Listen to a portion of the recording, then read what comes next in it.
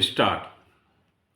Learned counsel for the appellant submitted that on the earlier occasion, upon a complaint submitted by the appellant to the collector of the district, an inquiry was conducted in which similar allegations against each other were made by both the sides which were not found to be substantiated and therefore lodging of the impugned FIR after about 1 year of the said inquiry is malified and an abuse of the process of law. Full stop. It was further submitted that the impugned FIR is a counterplast and has been maliciously lodged only to resist the appellant from recovering the amount paid by him to the respondent number 6. Full stop. It is also submitted that the alleged transaction according to the FIR is of April, 2019, whereas the FIR has been lodged in July, 2022 after more than 3 years and therefore on the ground of delay, the alleged FIR deserves to be quashed. Full stop.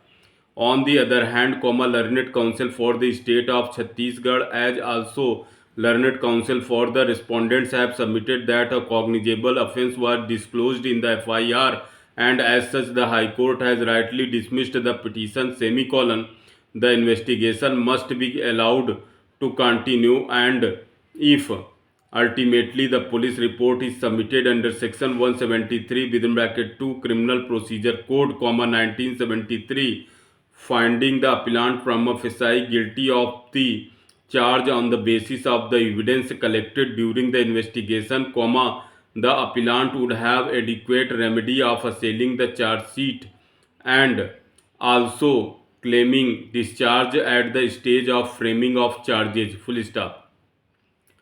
There is no justification for scuttling the investigation which may ultimately not only deprive the respondent number 6 of her hard earned money but also the offence committed by the appellant would go unpunished. Full stop.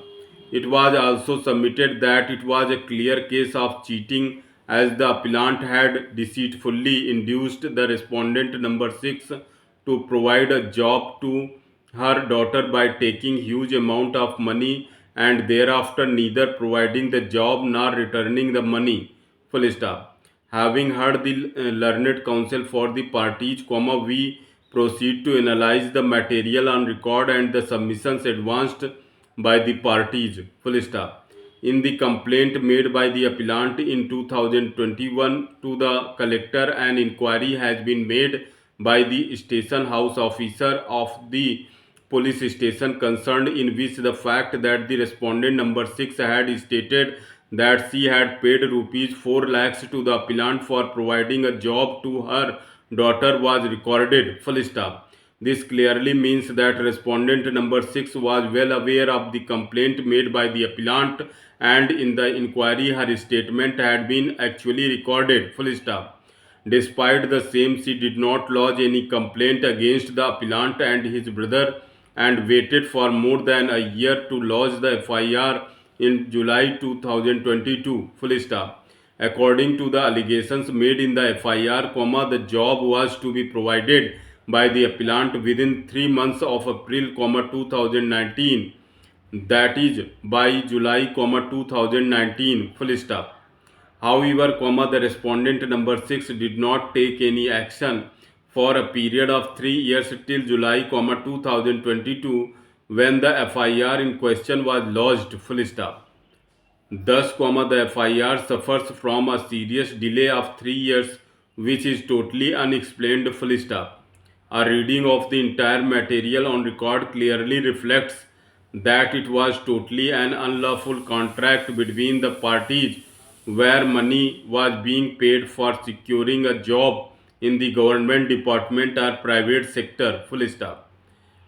Apparently, a suit for recovery could not have been filed for the said purpose and even if it could be filed, it could be difficult to establish the same where the payment was entirely in cash. Full stop.